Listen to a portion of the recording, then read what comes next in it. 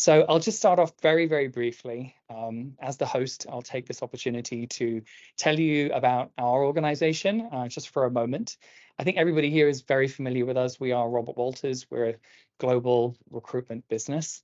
We've been in Japan for quite a long time, 23 years, I think it is now, Rachna. Our Tokyo MD, Rachna, is here. Thank you for joining us, Rachna. Yes.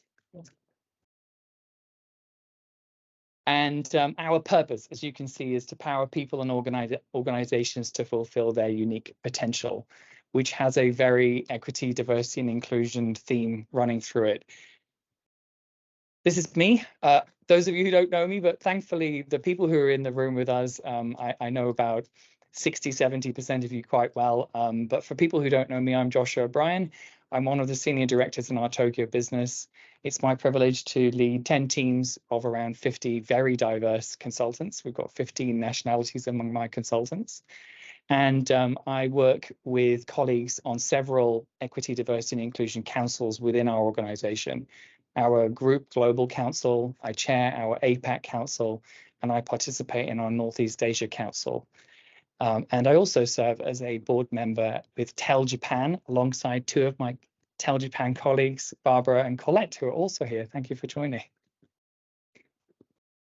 So our ED&I councils, just very briefly to share with you, we actually work as an ecosystem, not just the councils, but other parts of our organization together around the 6 pillars that you can see up here. You might recognize the first one. That's our organization's purpose. We're all together working towards a consciously inclusive culture. We love to amplify specialist voices like the people you're going to hear from today, or diverse members of our own organization with internal events.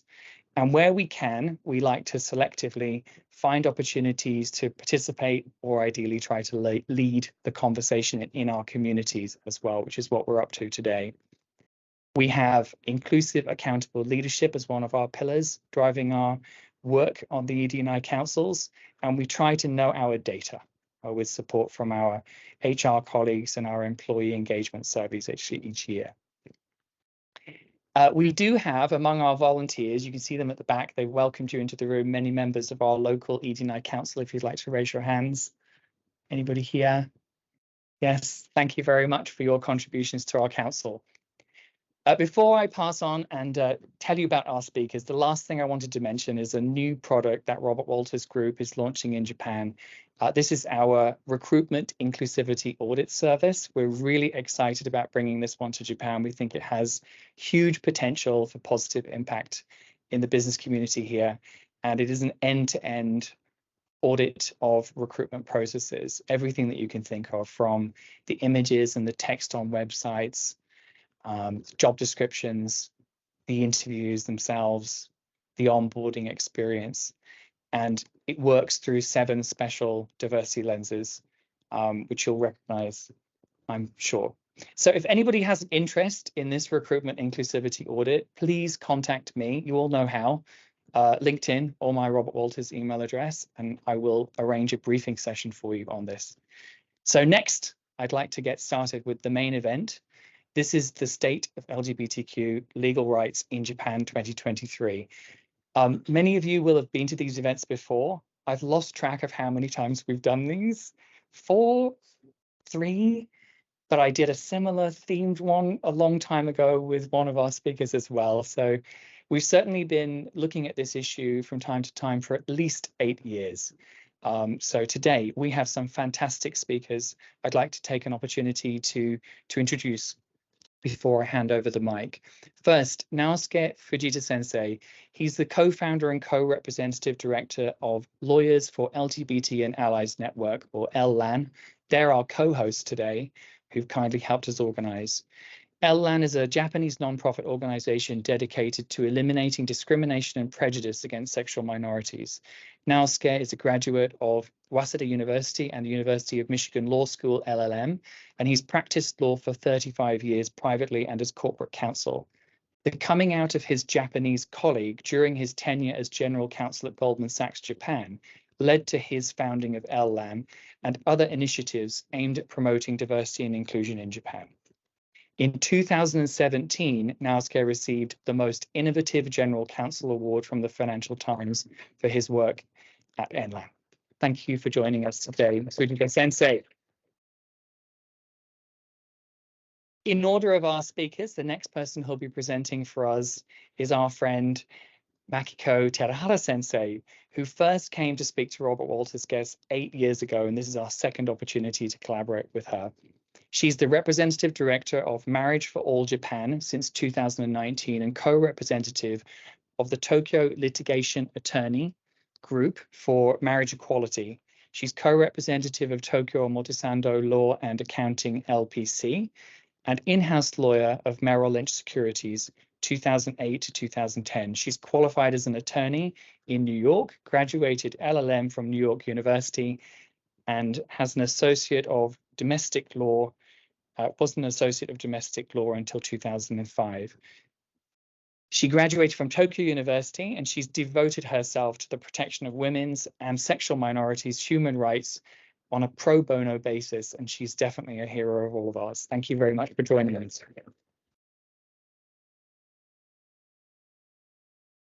Next, we have Masako Suzuki Sensei. This is her first time to come and present to us. She's an attorney at law. She's been involved in the issues of migrants since she was registered as an attorney at law in 1999. She's currently leading the lawyers group for the case regarding immigration status of an American who is same-sex partner of a Japanese person. Thank you for joining us, Suzuki Sensei. And also we have my friend Motoki Okochi, president of Kenzo Paris Japan KK and a member of the LGBTQ community in LVMH since it was founded in 2019, actively working on LGBTQ plus matters inside and outside of LVMH. He's openly gay and married to his same-sex partner in France in 2022, last year. And Motoki started his career in Sydney, Australia, in Gucci, and has over 20 years of experience in the fashion industry, both in Japan and Australia. So without further ado, I'll pass on to our first speaker, Fujita Sensei, after a round of applause for Okochi-san.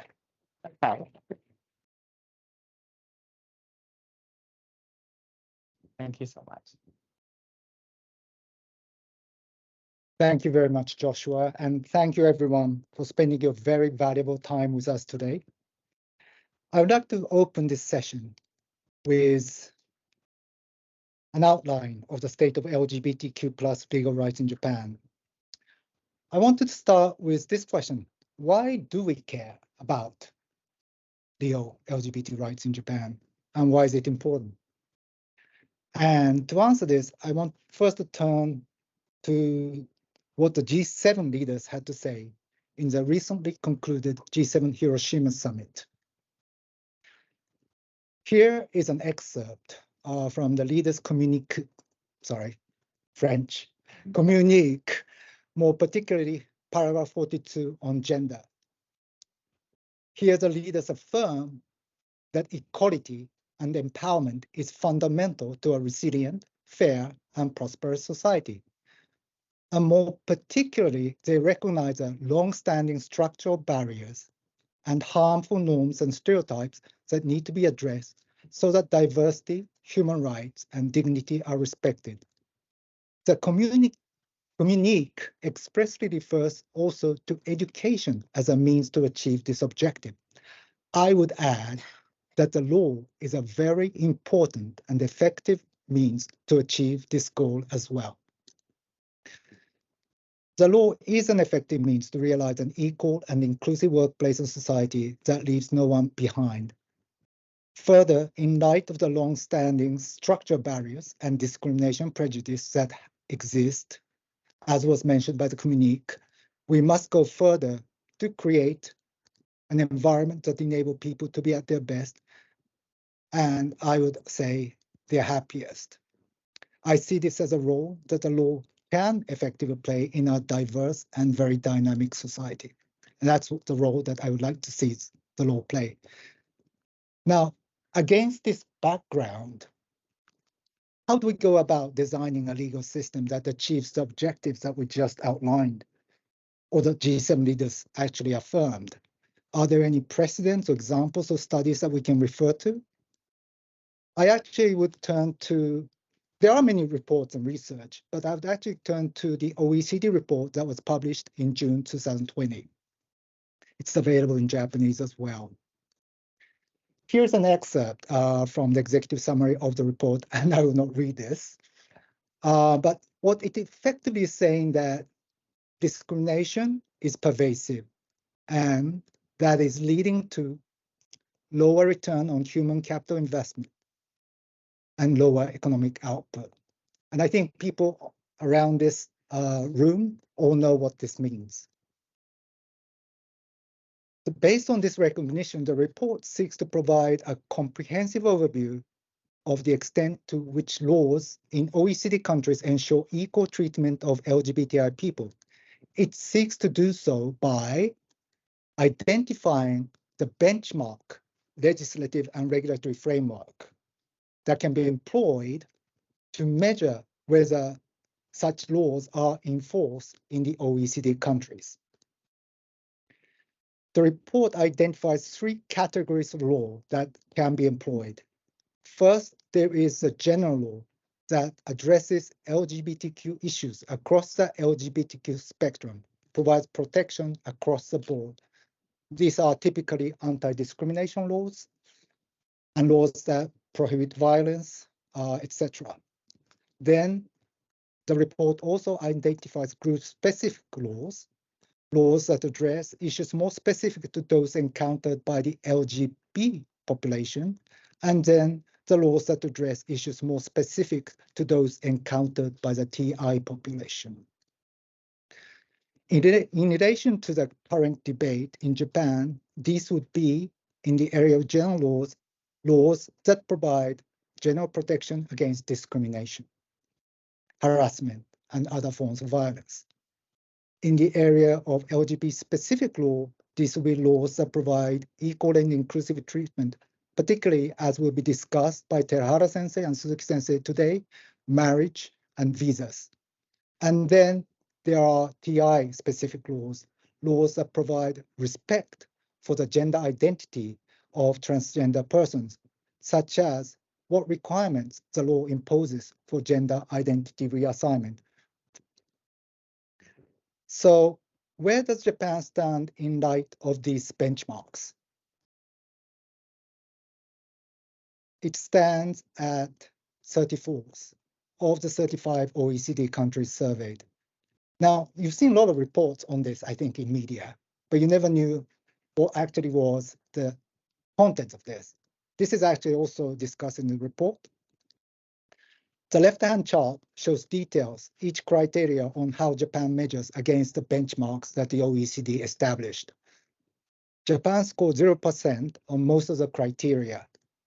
If we look at the 3 categories that we just discussed, general provisions, LGBT specific and TI specific, Japan particularly lacks no general protection on a general basis, while consensual sexual acts are not prohibited, no protection for same-sex partnerships, and then while legal gender change is possible, legal gender reassignment requires medical treatment, meaning sterilization. And that has been a matter of much debate, particularly of recent years. This is pretty sobering news, and people who are listening into this probably know this, but I want to show that there has been great momentum for change and hope, particularly since 2015. 0% to 68.4%. This is a local government partnership recognition.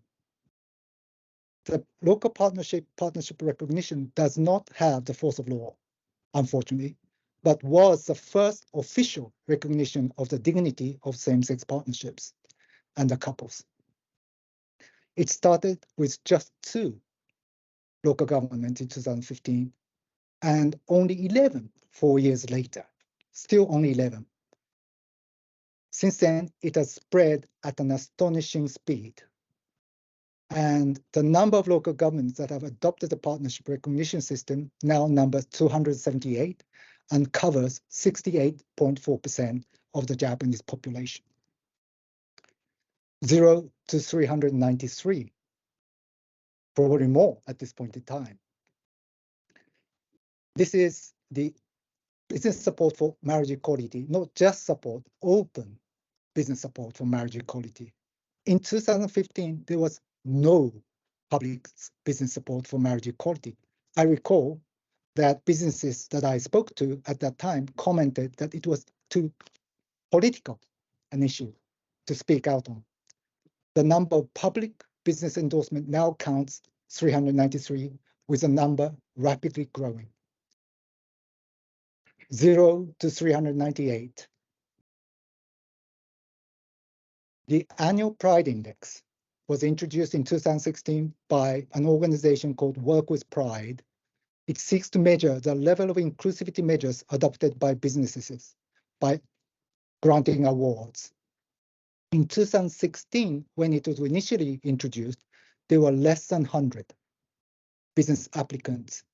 In just 6 years, that number has quadrupled to 398, and probably the applicants and the awardees of this year would further increase.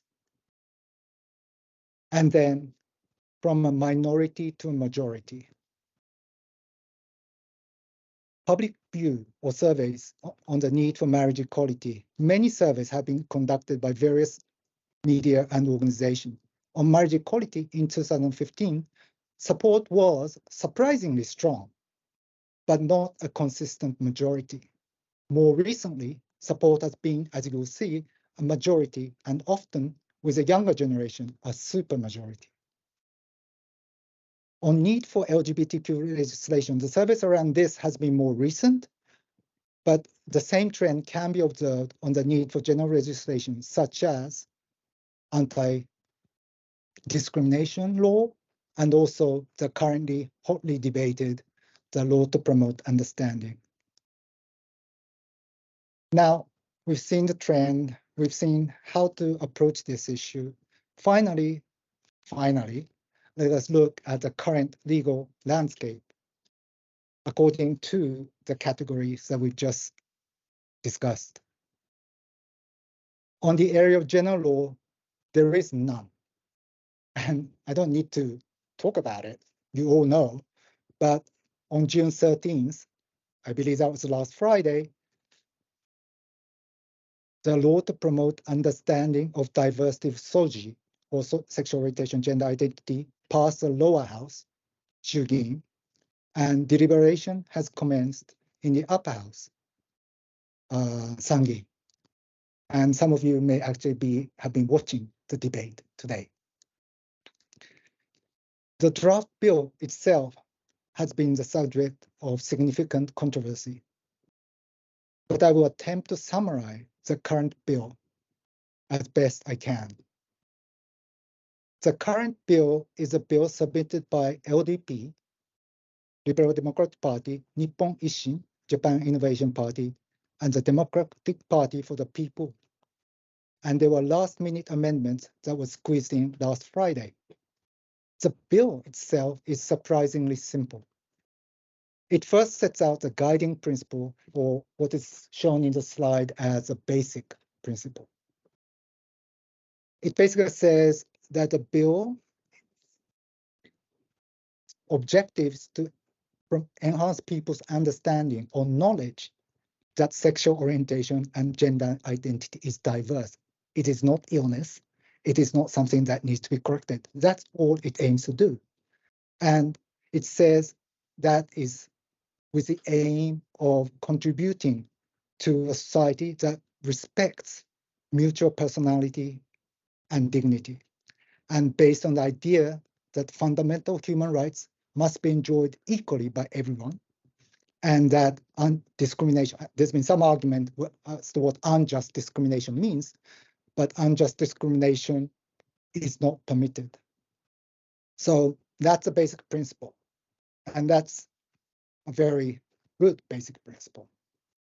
But the scope of the law is quite narrow, as you see.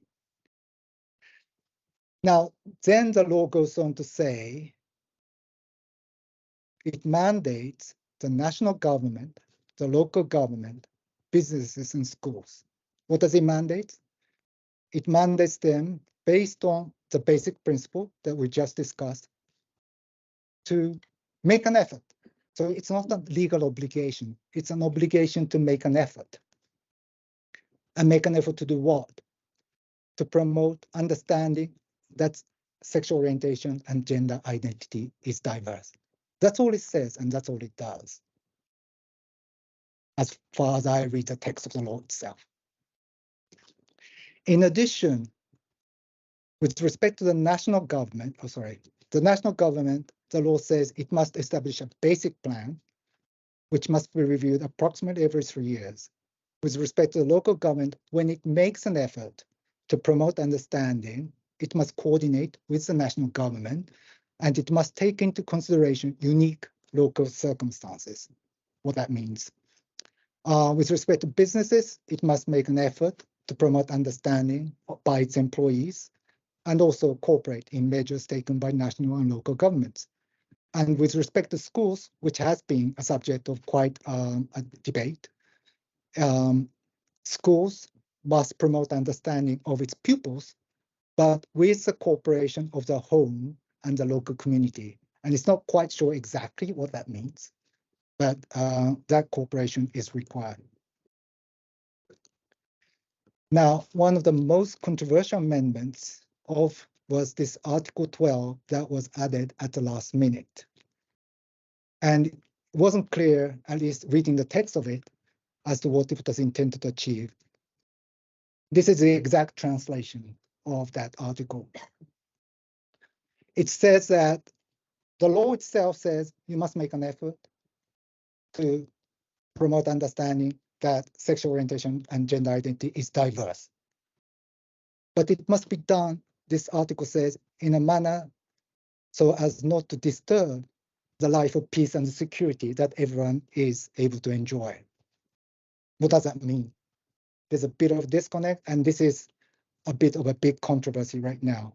In addition, the national government, at least as a bill currently stands, is mandated to enact necessary guidelines to implement this, meaning to implement that the measures that the national government and others take under this act does not disturb the life of peace and security of other people or everyone. What that means is yet to be clarified and debated. The law, in essence, provides as follows. Its only objective is to promote knowledge that SOGI is diverse. It attempts to do so by first the basic principle that we just saw, and then the national government, through the cabinet office, will draw a basic plan. What this basic plan will look like is unknown at this point in time, and who will actually be involved in drafting the basic plan is also unknown at this point in time. We also looked at this Article 12 and the guideline that the national government must establish if the bill passes as it is currently proposed. That is also governed by the national government and the cabinet office. How that will be drafted, what will be in it, is also uncertain. So that is a law to promote understanding. It's being hotly debated, or was hotly debated today. And we'll see where it goes. But the real most important thing is how actually it will be implemented. What kind of proper discussion will take place in formulating the basic plan and in formulating the guidelines. And we hope that there will be a very transparent process involving everyone concerned. And that would adhere to the G7 communique that was expressed earlier this last month. So let me turn to the LGBT specific law. There is none, except that, as you all know, with respect to sexual harassment and power harassment, an employer has a legal obligation to establish appropriate measures to prevent harassment. That is law, and that is a legal obligation. And the Ministry of Health, Labour and Welfare has established administrative guidelines and has expressly provided that such harassment includes those relating to sexual orientation and gender identity. So a company, in establishing policies, measures to prevent sexual harassment or power harassment, must properly address harassment by reason of sexual orientation and gender identity. To that extent, that exists. But otherwise, there are no LGBT-specific laws. There has, however, been very important judicial developments with respect to marriage equality and partner visa, and that will be discussed by Terahara Sensei and Suzuki Sensei. Let me turn now to TI-specific law. There is none. Of course, there is one, except the Act on Special Cases in Handling Gender Status for Persons with Gender Identity Disorder, which was initially established back 20 years ago in 2003. This law, if you meet certain requirements, a person can assign his legal gender that was allocated at birth to his true gender identity. But it has the requirement that are listed on the left-hand side of this matrix chart. Not less than 18 years of age, is not married, currently has no child who's a minor, must go through sterilization, and must create an appearance that of that gender that you want to be identified with. This law is a very short law. It will fit into one page. But there has been 3 Supreme Court judgments on this law in 2019, in 2020, and 2021, arguing that these requirements are unconstitutional. The Supreme Court did hold that these requirements are constitutional, but with very strong nuances. For example, with respect to the requirement for sterilization, on the left-hand side, a few of the justices in a supplementary opinion said that it cannot be denied that there is doubt that this requirement is actually now unconstitutional. Further, there is actually now a Supreme Court review pending to review this requirement once again. So we will see what the outcome is in the not too distant future. On the requirement that you must not have a minor child in order to reassign your legal sex, there was an opposing opinion that held that this is unconstitutional, which is a very strong one at that point in time. So there is good understanding by justices that seems to be evolving, which gives us hope. There's also an important judicial development regarding the workplace, more generally known as a METI case, and it involves a restriction by employer on the use of female bathroom. The original district court held it was illegal. The Tokyo High Court reversed. Recently, the Supreme Court said that it will accept review of the Tokyo High Court decision. So I think the lawyers that are working on this are working very hard on this. But the Supreme Court has decided, and it doesn't decide to re-review its decisions lightly. So it is a huge move. We'll see what the Supreme Court comes out with. So without further ado, I would like to turn to Terahara Sensei for her presentation, but I did want to give you a word of caution. I will admit I relied on ChatGPT a little bit in creating this presentation. And a word of caution. ChatGPT told me that we have had anti-discrimination law 2 years ago. So unless I was missing something, either this is wrong or I am wrong. So if you are doing any research for your company or for your organization, don't rely on ChatGPT, but reach out to Robert Walters or Terahara Sensei or Suzuki Sensei for advice. Thank you, Terahara Sensei. Hi, everyone. I am very honored to be here. I am the representative director of Marriage for All Japan, an organization that is campaigning for marriage equality or the legalization of same-sex marriage in Japan. I am also the co-chair of the legal team for the Tokyo lawsuit, which is one of the lawsuits for marriage equality currently underway. Today, I'd like to report the current status of marriage equality lawsuits. In 2019, we filed marriage equality lawsuits in 5 different regions with several plaintiffs who are homosexual couples. In 2021, we filed an additional lawsuit that included a transgender male as a plaintiff. Since this transgender man is heterosexual and lives with a cisgender woman, they are unable to marry because they are both women on the family register. The judgment in each region have been handed down over a 2-year period, beginning in 2021, and with the Fukuoka District Court decision last week, the District Court decisions for all 5 regions have just been issued, except for the case additionally filed in 2021. In these lawsuits, we argue that the current law that does not recognize same-sex marriage violates Article 24, Section 1 of the Constitution, which guarantees the freedom of marriage, Article 14, Section 1, which stipulates the principle of equality, and Article 24, Section 2, which stipulates that laws concerning marriage must be established based on the dignity of the individual.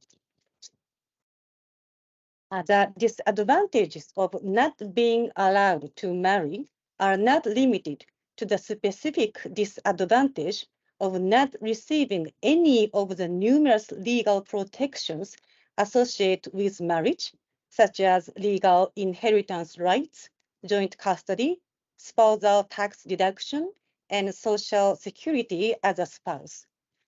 The government's exclusion of sexual minorities from marriage system actually has the effect of sending out a negative message on a daily basis that sexual minorities are not worthy of the same legal protection as the sexual majority. As a result, there are many sexual minorities who, from an early age, have felt that they cannot have a family in the future, or that their existence is not respected in Japanese society, denied their own existence, and even considered suicide. In fact, statistics show that the rate of suicide attempts by sexual minorities is many times higher than that of the sexual majority. At this very moment, such children, youth, and adults are still struggling to survive in Japan. On the other hand, the government made three main objections, namely, first, the purpose of the marriage system is to provide legal protection to the cohabitated relationship in which a husband and wife raise children born between them. So it is reasonable to deny marriage to same-sex couples who are unable to do so. Second, homosexuals can still marry the opposite sex. So discrimination based on sexual orientation does not exist. Third, it is possible to enter a continuous relationship with one person without marrying, so it does not violate the dignity of the individual either. I don't think I need to go into detail about the illogic of these government arguments, but I would like to emphasize that from the perspective of sexual minorities, the very fact that their own government is developing such argument itself is deeply offensive to their dignity. Based on the above arguments of the plaintiffs and the government, now I'd like to present a summary of 5 district court decisions in order.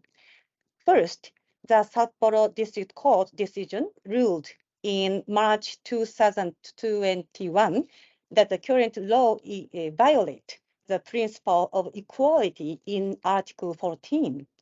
In reaching its conclusion, the court rejected the government's argument as follows. First, the protection of the cohabitating relationship of married couples itself should be considered as an important purpose of marriage, regardless of whether they have children or have the intention or capability of bearing children. Second, even if a homosexual person marries a person of the opposite sex, such marriage does not embody the fundamental essence of marriage. In contrast to the above, the second decision by the Osaka District Court in June of last year found that it was reasonable not to recognize same-sex marriage. The decision cited two main reasons for such a conclusion. First, the purpose of marriage is to provide legal protection to the raising of children by a man and women who bore them. Second, protections to be given to same-sex couples are under discussion and the issue must be resolved through the democratic process. Given that heterosexual couples without children are also able to marry, that this lawsuit was brought out of necessity due to lack of discussion in the Diet, and that the violation of human rights of the minority cannot be expected to be resolved in the Diet, where the principle of majority rule operates. None of the reasons cited by the Osaka District Court decision can be considered persuasive.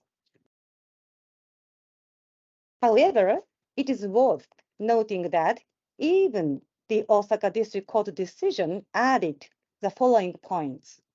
Depending on future changes in social conditions, there is a possibility that legislative inaction in the absence of any legal measures to introduce the institution of same-sex marriage, etc., may become unconstitutional in the future.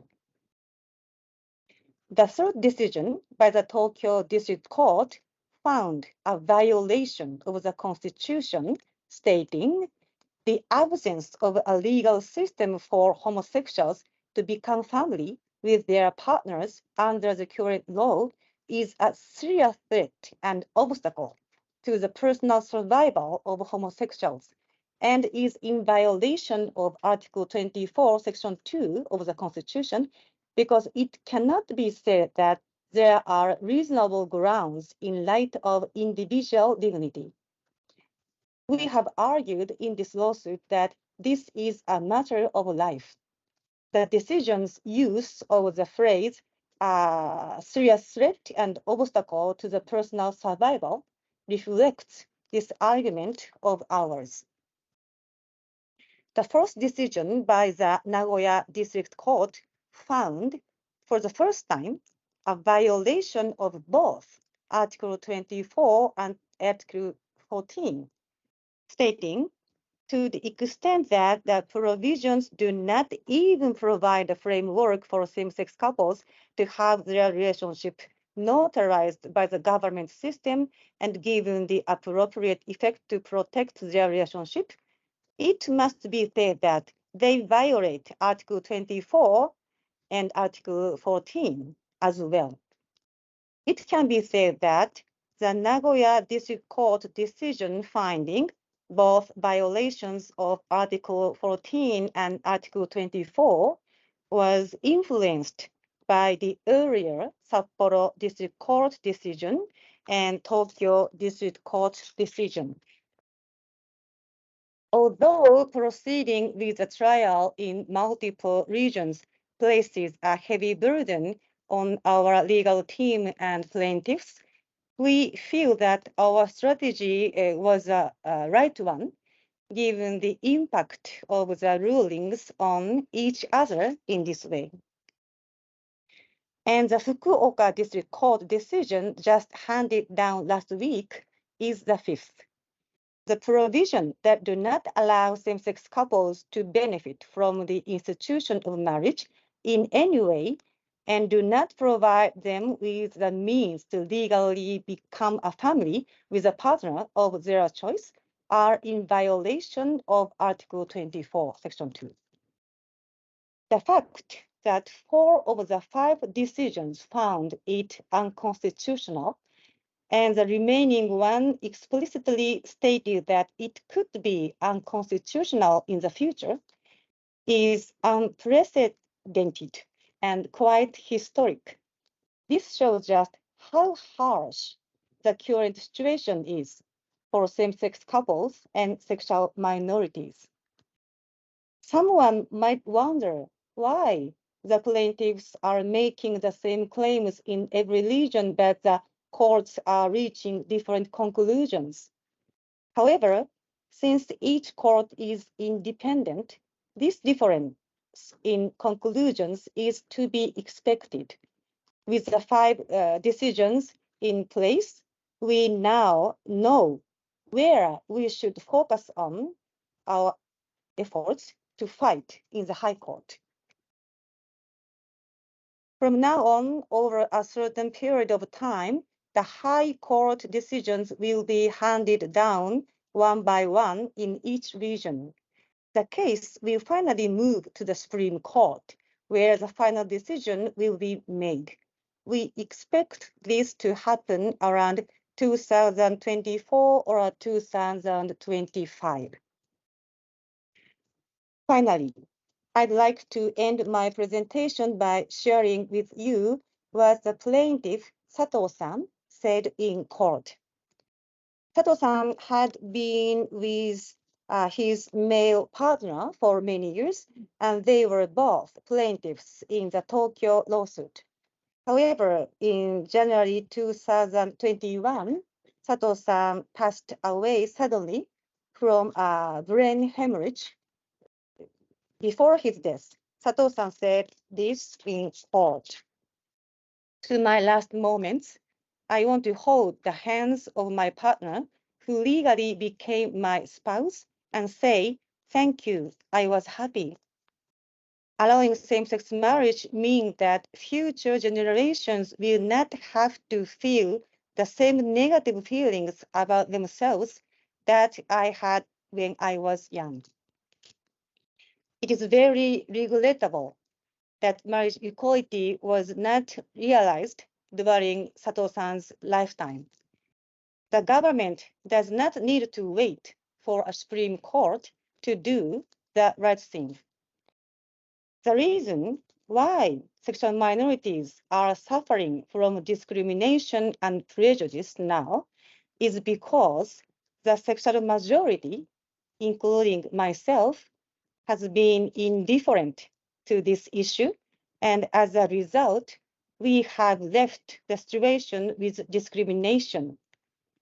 Even if we wish in our hearts to eliminate discrimination, as long as we do not take concrete action, it will have the opposite effect, that is, neglect of discrimination, or in other words, complicity in discrimination.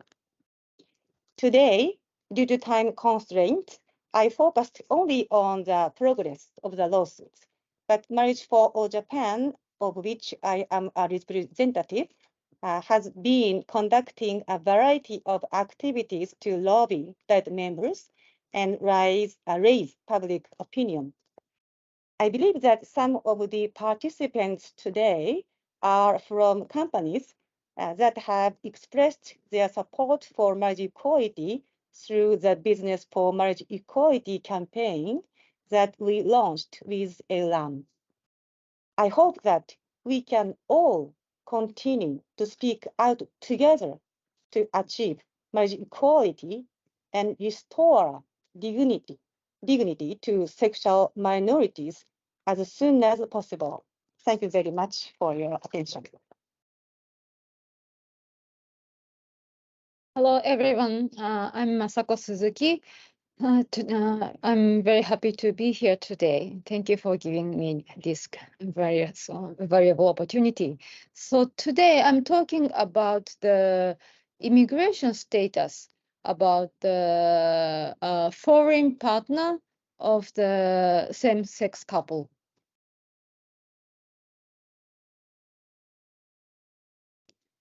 So this is a chart of the immigration status based on the status of spouse. And I'm talking about the lawsuit where I am a member of the lawyers group. So this is the immigration status before the Tokyo District Court judgment. So the leftist one is the status, and in the middle, I'm writing the immigration status in the case of the different sex couples, and the rightist one is the immigration status in the case of the same-sex couples. So as you see, so for the different sex couples, foreign partner has been given status to stay. So like the diplomat, dependent, long-term resident, and a spouse of a permanent resident, a spouse of Japanese national. But as you see, in the case of the same-sex couples, originally there was no status for a foreign partner if the couple is the same-sex couples. But in 2011, a U.S. diplomat wanted to bring a same-sex partner. So at that time, the Japanese government decided to give the partner the status of, I think, diplomat. And then after that, I'm talking about this later, but in 2013, so the Japanese government issued an administrative notice and about the status of a foreign partner of the same-sex couple. And since then, so for the spouse of a foreigner who has a status based on the activities such as work and study, and also a long-term resident, a permanent resident, in all of the cases, the status of designated activities has started to be given. However, the spouse of a Japanese, a foreign spouse of a Japanese, so there was no status for in the case. So as I explained in 2013, so the administrative notice was issued, and based on this notice, it became possible for a foreign partner of the same-sex couple to get a status of designated activity status.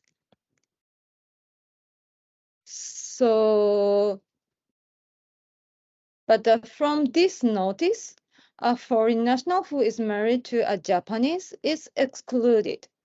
So the reason is that, as Terha Sensei explained, in Japan, the same-sex marriage is not valid. So the marriage cannot be registered in Japan. So that's the reason for a foreign partner of a Japanese to be excluded from the application of this notice. And next, let me talk about the case I'm handling. And this is the case of a couple of a foreigner and a Japanese. And actually, this is the second case I'm handling regarding the foreign Japanese couple at the court. And the first case was a Taiwanese Japanese case. And at that time, Taiwanese was an overstayer, but they have lived together for a long time. but the Taiwanese didn't he couldn't get a status to stay.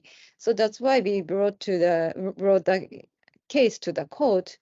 So about the case, finally a Taiwanese got the long-term resident status, but outside the court. Apparently, the court gave some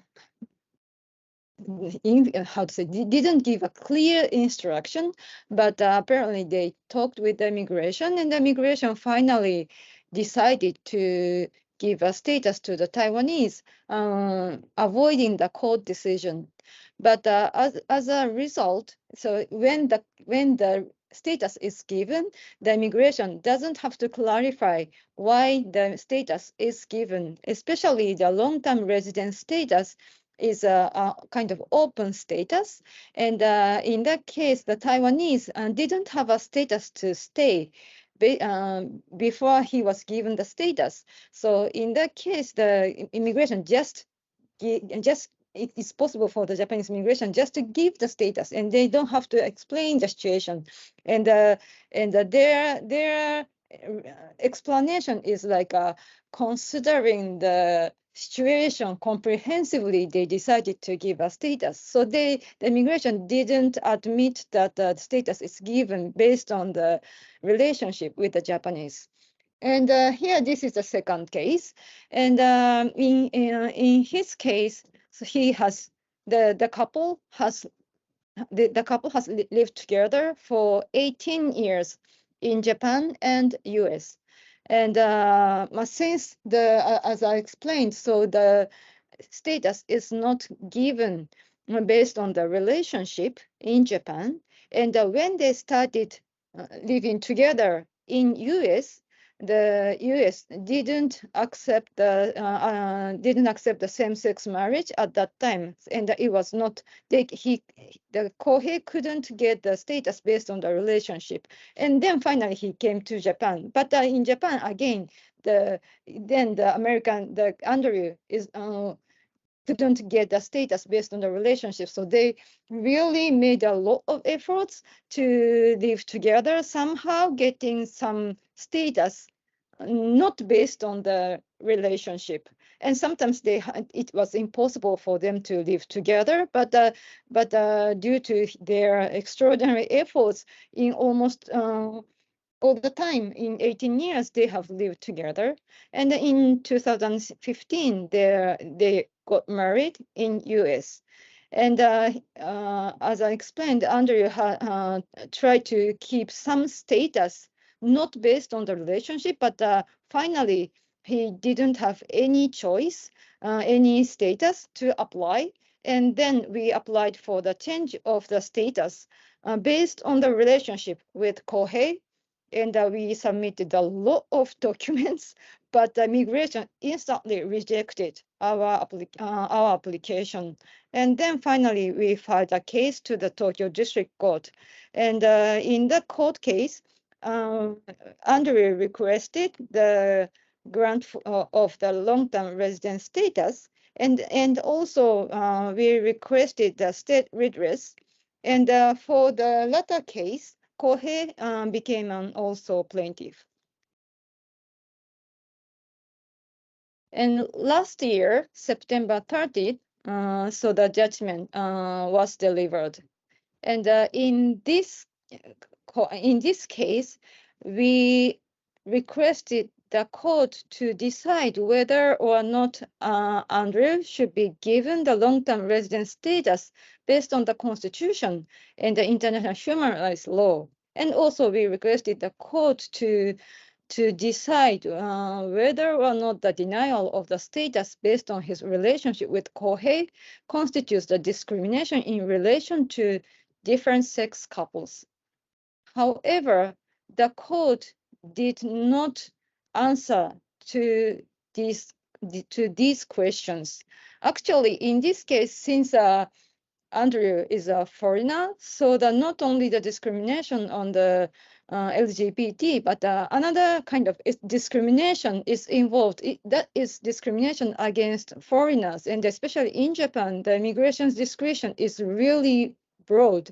So actually, the court's basic attitude is up to the decision of the discretion of the immigration regarding a matter of the visa totally. So that's why we couldn't get a direct answer about this question. However, but the court said that the operation of the notice I explained is contrary to the intent of Article 14 of the Constitution, which it provides for equality before the law. And Andrew should be given a designated, at least a designated activity status based on the relationship with Kohei. So it's a bit weird. So that even though the court avoided to decide whether or not the treatment to Andrew is a kind of discrimination in relation to the different sex couples, but the immigration, the court examined whether or not this treatment is discriminatory in relation to the same-sex couple of the foreign same-sex couples. Actually, we didn't consider how to say we didn't put this as an issue to be examined well, but actually the court rather asked us to raise this as an issue. I mean, the treatment between Andrew and Kohei and the foreign same-sex couples are not discriminatory or not. So the court we understand that the court tries to rescue this case somehow, and that's why the court kind of asked us to raise this as an issue, and the court delivered this decision. And but actually, so and finally, but even after the judgment, due to some kind of technical reason, our claim was dismissed. Actually, the court's logic, I won't go into details here, but the court logic is that unless Andrew becomes an overstayer, so the Andrew cannot request the court to make a decision regarding the immigration status directly. So this is the court says this in the reason about our request regarding state redress. So even after the judgment, even after this judgment, the status was not given immediately to Andrew. But this March, Andrew finally got the designated activity status. So this is the current chart list of the immigration status based on the status of spouse. So at this part, so I wrote that designated activities, but question mark, because it's even after the judgment and even after Andrew was given a status, for now, the immigration doesn't issue a new notice.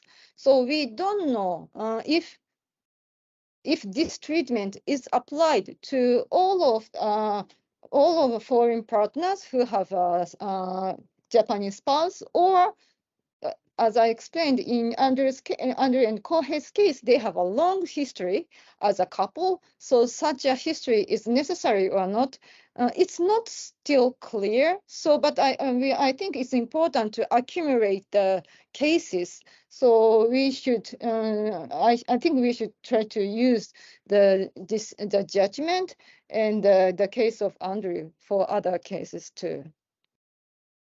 And but still, even somehow Andrew was given a status to stay. But before that, he stayed in Japan for just a short-term status. He had no address registration, no insurance, or like that. But finally, he got some status, but still is a designated activity status and not a long-term resident status.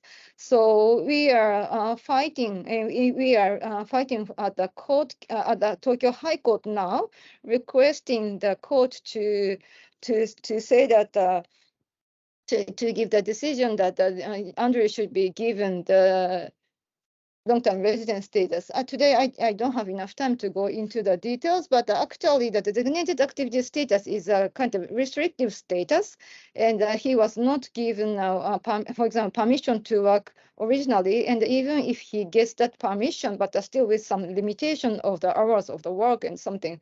So it's not like he is not, still, I cannot say that he is allowed to stay in Japan to live with Japan with Kohei without any condition, especially if Kohei cannot work. What would happen, because Andrew has just a limited status, some limitation of work. So that's why we are fighting at the Tokyo High Court now. And the next session is this. And so this is the Facebook page of the supporters group. And from the High Court, we have started the crowdfunding and using the website of Call For. I think the Terahara Sensei uses that case is also using the same website, and we have put some materials, including the opinions from experts. So if you are interested in, please visit this website. Thank you very much.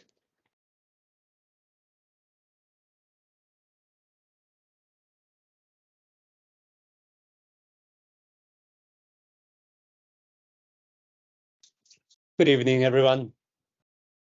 Thank you for having me today. Actually, my name is Motoki Okochi, who is the president of Kenzo Japan. However, before that, actually, I'm a gay person, actually, openly gay, actually, in Japan and LVMH. Oh, yeah. I think, actually, I'm a good example of Suzuki Sensei's, actually, presentation, I think.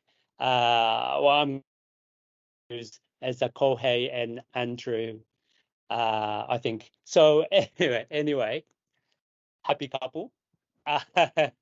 Actually, this is, I'm not sure if you can recognize me actually in the photo. Actually, like, I took them actually like 18 years ago. So anyway, this is myself, this one. And the other one is my husband, French husband. Oh, thank you. Actually, I got a heart. Yeah. So I just think. I met my husband, actually. His name is Thomas, over 18 years ago. So we've been in a relationship actually for over 18 years. Actually, I met him in Tokyo. I'm originally from Osaka, but I was working in Tokyo actually back then. And well, Thomas is in French actually, but Thomas in English actually. So Thomas, he loved Japan back then. Actually, I hope actually he does still. And then already knew how to speak and write in Japanese actually. So it was really impressive back then. After a couple of years living together in Tokyo, we decided to move to Australia, Sydney, Australia. So we were actually for 8 years living there together. And then 9.5 years ago, Thomas, he was transferred to Tokyo office. So that's why we decided to come back to Tokyo 9.5 years ago. So we've been here actually together in Tokyo for 9.5 years. So over the last 18 years, we experienced two countries, right? Japan and Australia, very different to each other. And then also mindset actually toward the LGBTQI, very different.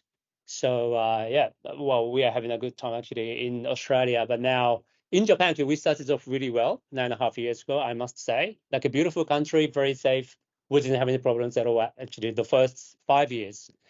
Then afterwards, actually, we started thinking about, for example, if we live in Japan forever, like, what about our, protection? Like, we want to protect each other. It doesn't have to be by law, but like, for example, insurance plans and all this. So one day, I called the insurance company in Japan, and then I explained my situation in Japan. Look, I'm a gay person. I have a gay partner. We live in Japan, and we would like to live in Japan, actually, for, I mean, in the future. Then what happened is, well, first, actually, everything was totally fine. This telephone operator, actually, she organized a, appointment, actually, with a salesperson. So usually, actually, in Japan, actually, a salesperson comes along and explain about their products.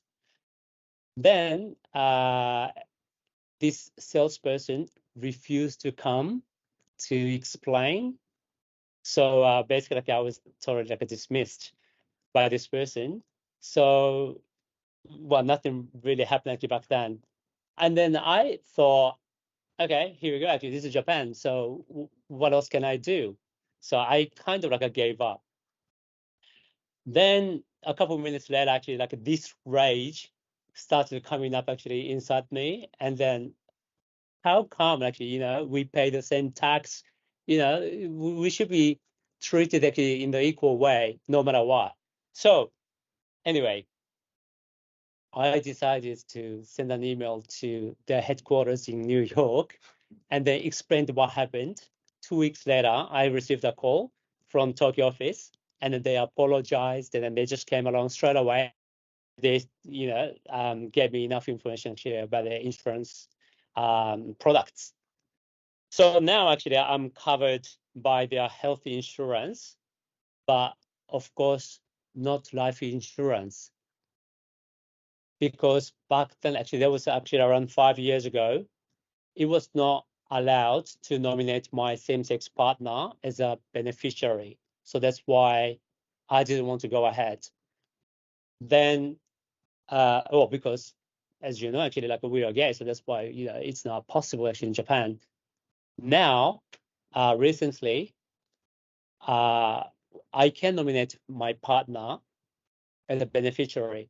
However, there's a cap on money actually we can receive. So if something happens to me actually tomorrow, well, basically actually we are by any insurance anyway, but even if you were, Thomas could get only 20 million. So there was a cap. So this is how it is in Japan now. So that was my very first time to feel discriminated against. And that never happened in Australia, which is not my country at all. Actually, I just spent, substantial amount of time in Australia, but in Japan, my country, this is what happened. I was shocked. So I didn't know what to say, and then I didn't know what to do. But anyway, I sent an email to New York office. So that's the best actually I could do back then. So anyway, we first met actually in Tokyo in April. Actually, I tracked down actually all my emails, and I found the very first email actually I sent to Toma. That was in April 2005. We got married in Paris last year, September 10th. Oh, thank you. September 10th. And then we lived in Sydney, Australia for 8 years. So now it was really interesting to hear Suzuki Sensei's presentation. Of course, the insurance and all this actually, like, there was a problem actually. I didn't know how to sort it out actually. Like, I solved just half of it, but still the other half actually, like, I really do not know what to do. But now we've been facing a massive problem, which is visa. So I'm a Japanese national, so no problem. Actually, I can live here as long as I want. My French husband, he holds a business visa at the moment. And if he loses his job tomorrow, or if his business visa cannot be renewed, next time actually like it expires, then he's gonna be kicked out of Japan. Then I don't know what else actually, we can do actually to live together in Japan. So yeah, this is a massive issue actually we are working on at the moment. Yep. So this is how it is. Then, of course, permanent residency actually like after 10 years, but it's a long time actually. Well, sort of we are hitting 9.5 years, so that's why just 6 months to go. But in fact, it cannot be a very good option at the moment because we just do not get any legal protections in Japan. Why bother? This is the way we think actually. Why bother continuing living in Japan because we just not get any legal protections in Japan. If I die tomorrow, Thomas is going to be someone who is never, ever related to myself in Japan. So that means pretty, in a way, disgusting.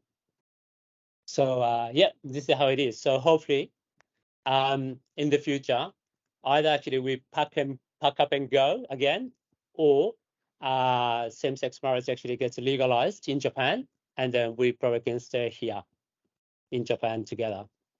So yep, here we go. I just want to share these problems because I know even this morning, I read an article actually in the French journal. They are just talking about LGBT matters in Japan. And then basically, they didn't say directly, but basically they are hinting actually we are pretty much behind. They said, we always talk about toilets. I know it's important. This is a problem as well. But I would like everyone to know that actually we have other problems as well, not only toilet. So hopefully actually in the future, very near future, these problems can be sorted out. Then we're going to have a happy life. Thank you. Could our speakers please stand up? Yeah, I'd just like to ask everybody to give a round of applause for these incredible speakers.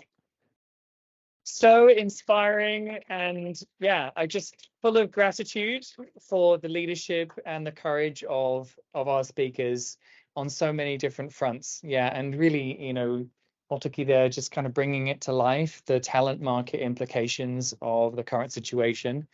It's very, very real hearing this personal story. Thank you so much. We do have many people online as well as here in person, and they're invited to turn on their videos and speak to us if they have a question. I'm just going to take a very boring moment for everybody else to adjust the settings in a second so that I can allow them to unmute themselves. Here we go. Allow mics for attendees. There we go. So everybody who is online, they can now unmute themselves if they have a question in addition to the people who are here in person. So maybe I will ask if there are any questions here in the room. Would anybody like to ask of our speakers? While you're gathering your thoughts and thinking what you'd like to ask, do we have a raised hand online? Would anybody like to ask us? Mason, you're a guest. Welcome. Thank you very much. And I would like to ask Terahara Sensei about the legal strategy.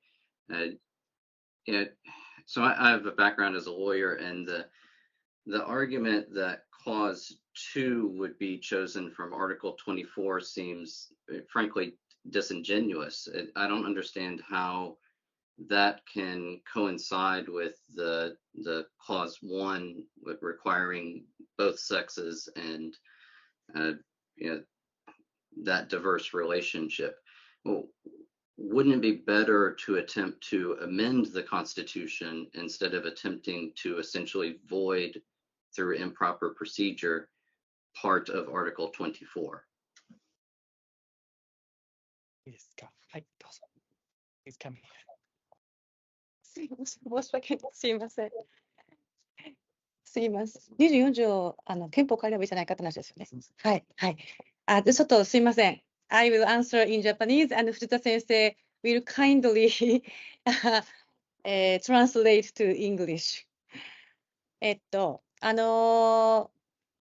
ご質問は、日本の憲法24条1項というところが、両性の合意に従って、婚姻は成立するということを書いているので、その両性っていうのが、男と女というものを、指すと解釈されているから、法律、民法ではなくって、憲法を改正するという戦略を取った方がいいのではないかというご質問だと理解しました。で、こういう話は前からあるんですが、実は、この我々が争っている今の訴訟、ごめんなさい、はい。ごめんです、ここまでで、はい。So let me clarify your question. I think your question in terms of strategy that we are taking, you asked because paragraph 1, article 24 of the Constitution says in relation to marriage, both sexes traditionally means man and woman, then rather than, then maybe the strategy we should take is to change the constitution as opposed to the litigation strategy we are taking right now. Yes, that is correct. The mention of both sexes and the mention of both husband and wife.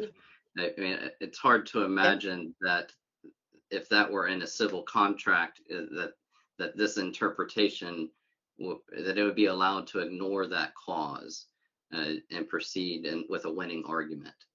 はい。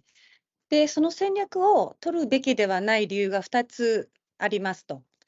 で、1つ目は、国も政府も、それは国会の答弁でも、この訴訟においても、憲法24条のその両性という言葉が、同性婚を法律で認めるということを禁止しているんだという主張は一切していません。There are two reasons why we did not, there are two reasons why we did not follow that strategy. First, neither the government, whether in its answers in questions in the Diet or in the litigation itself, has not actually stated that by reason of paragraph 1, article 24, the Constitution prohibits marriage. It doesn't say that article 24, paragraph 1 prohibits marriage, notwithstanding the language both sexes. なので、理論的に憲法を改正する必要がないというのが一つ目の理由です。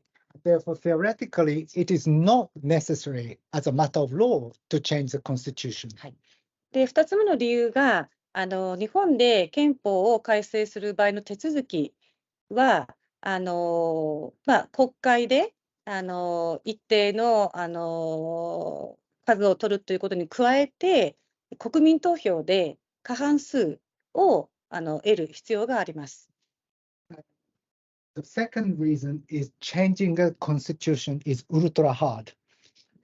You need to first get a supermajority in the Diet, and then you have to put it to a popular vote and obtain a majority in support of the popular vote. で、実際、2019年に台湾で同性婚について国民投票が行われたんですけども、その時に生じたことというのは、反対派が、例えばテレビの CM 等々で、どれだけ性的、マイノリティが危ない存在か、子どもたちにどれだけ悪影響を与えるか、同性婚を認めたら、どれだけ国が滅びることになるのかという CM を散々流すということがありました。One example I'd like to give is an example that took place in Taiwan when the issue of marriage equality was put to the national vote. At that moment, the people who opposed marriage equality basically used TV commercials and other means to put gay couples in the worst light possible, that marriage equality, marriage will destroy traditional marriage values, will destroy children, etc., etc.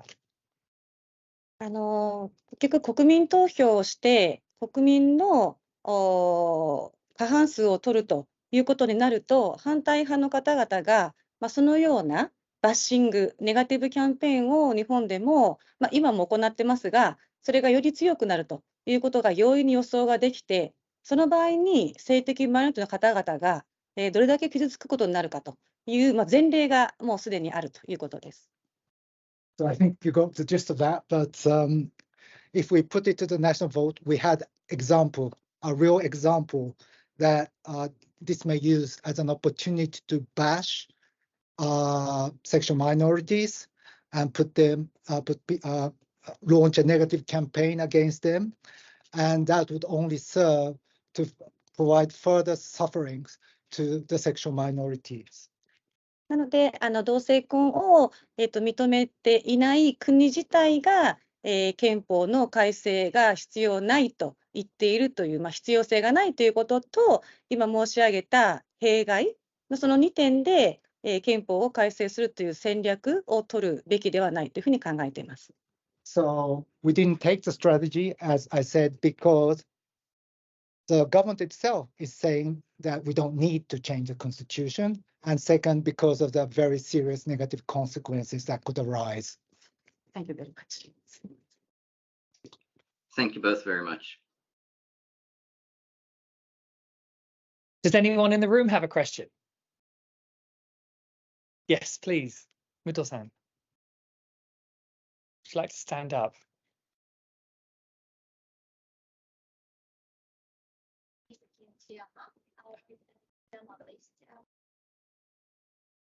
Main focus is in people living in Japan and minority like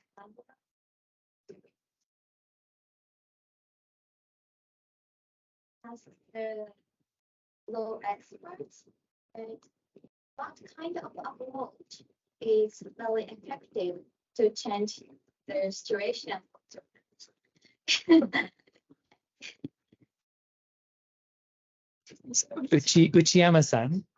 Uchiyama-san from a television station.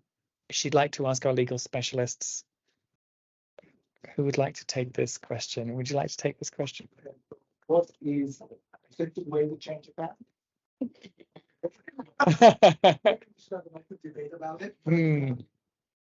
そうですね。Maybe we'll take marriage equality as an example, and Terahara Sensei is the best expert to talk about this. But I was involved in the initial stages when lawyers like Terahara Sensei was thinking, how could we change Japan so that we would accept marriage equality, or Japan would accept marriage equality? And Terahara Sensei and the team and a lot of people engaged in a lot of conversations, reached out to many people both inside and outside Japan. We learned a lot from the US example, we learned a lot from the Australian example, we learned a lot from many other countries. And I think the strategy, as I saw it, that you took was first identify what is our goal.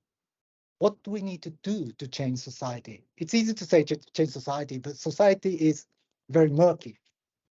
So I think the goal you set ultimately was, how do we get the law changed? And how do we make that happen? That's where your argument started. How do we get the law to change? And for that, you took two strategies.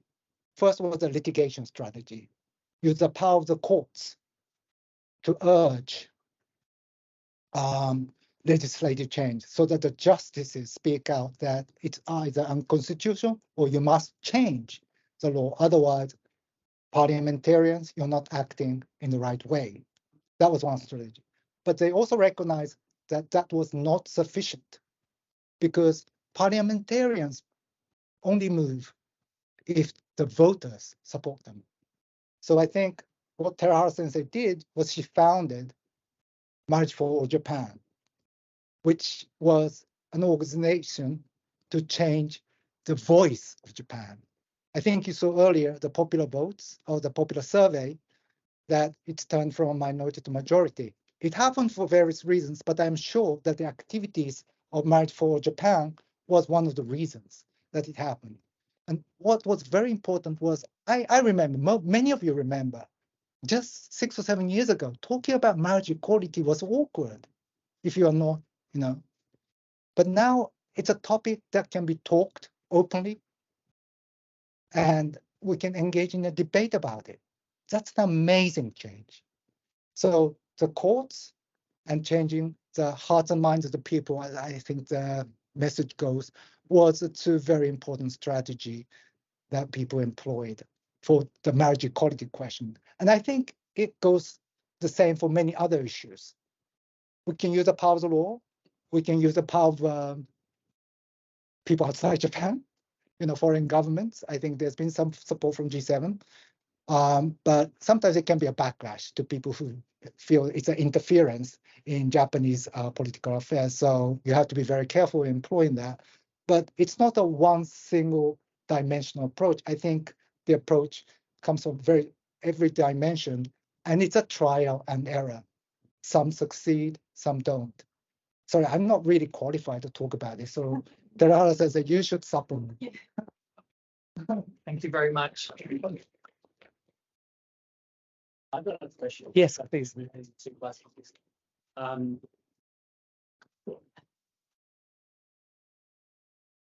For example, actually in Taiwan, if they did negative campaign like you're saying, why can't we do positive campaign actually instead? Because, for example, they are saying actually like how badly actually like homosexuality is going to impact your lifestyle actually in Taiwan, and then can be opposite as well.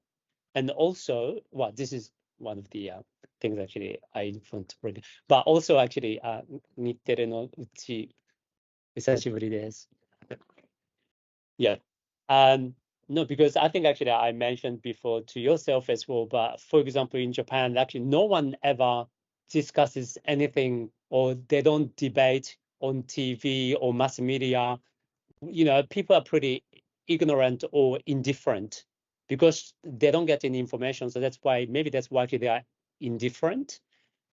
I think actually, well, before actually I quickly said actually, I want everyone to know we have like all different problems. Actually, it's not only like a toilet issues, because every time actually I open actually Yahoo and then type actually LGBTQ, and then the first thing is like a toilet, and the second thing is transgender. But we have so many other problems as well, but people are not aware of it. But we don't have any platforms to, discuss or debate in Japan, especially on TV. I said actually before, actually just as a joke, but they always show like a food and restaurant, and then again food and every hour food. But maybe we can start talking about some political issues actually on TV. But then this is so actually it was supposed to be a question for yourself actually. Why not doing so, mass media? But if you have any. I'm just conscious that we have Kim-san, Yuri Kim-san, you have your hand raised and you'd like to contribute a comment or a question. I think we are running close to time, so if you would be kind enough to be our last questioner, that would be Yes, I will great. try to summarize 30 seconds. Thank you, Terahara sensei, Suzuki sensei, Fujita sensei, and Motoki-san for inspirational talk. And just wanted to say great thank you. I'm Korean Japanese, married to an American woman with 3 children, living in Amsterdam. I left Japan for 13 years ago, but I'm really big thank you for fighting for people like me and around the world who feel kind of stuck that we can't go back to Japan because of the family situation, or we're not protected. But you're literally improving the quality of our lives potentially in the future along the line. So just wanted to say thank you for your hard work and passion. Wholeheartedly agree. Thank you so much, Kim-san.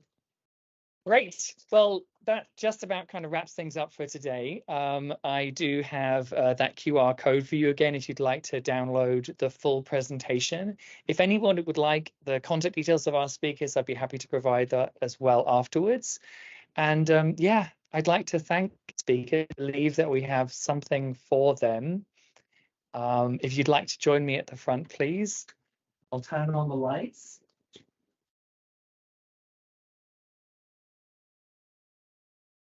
Thank you so much to everybody who joined us today online. We really appreciate you dialing in for today's session. We have some flowers